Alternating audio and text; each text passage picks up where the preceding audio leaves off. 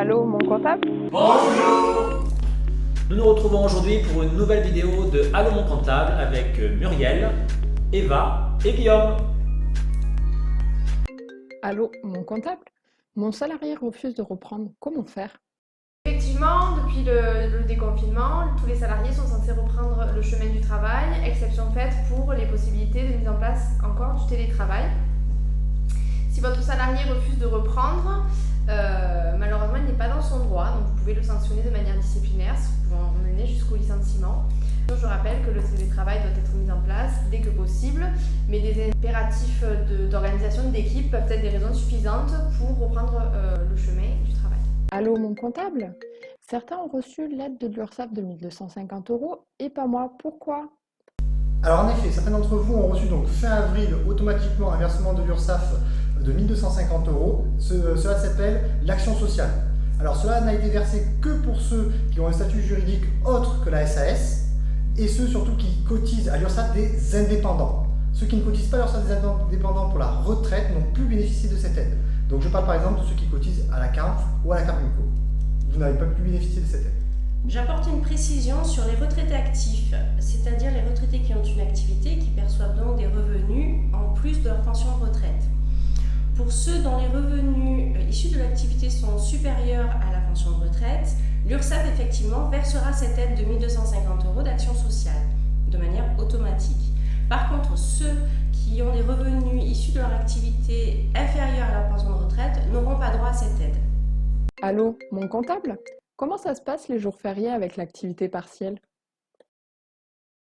Donc au mois de mai, effectivement, il y a eu plusieurs jours fériés qui ne seront pas indemnisés au titre de l'activité partielle s'ils sont normalement chômés. Si c'est un jour férié, par exemple dans les boulangeries où vous travaillez normalement, ça pourra être pris en charge au titre de l'indemnisation du chômage partiel.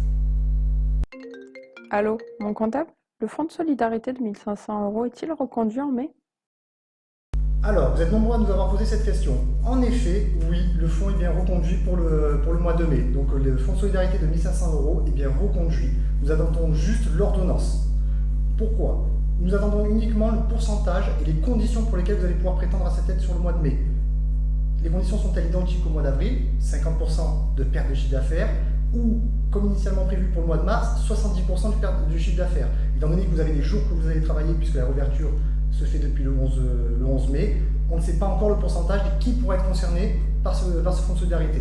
Donc nous invitons à revenir vers nous dès que l'ordonnance sera bien évidemment sortie. Allô, mon comptable? Pouvez-vous nous parler de la stratégie post-Covid? Donc stratégie post-Covid. La dernière fois nous avons parlé de cette problématique-là. On a précisé que nous devenions tous nouveaux et créateurs dans l'âme.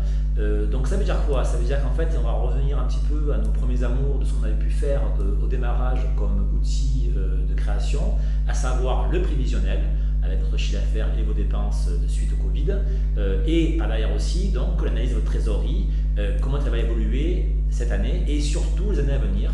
Parce que je vous rappelle que vos décalages de charges et vos prêts sont autant de dépenses qui vont venir se greffer à vos dépenses d'avant.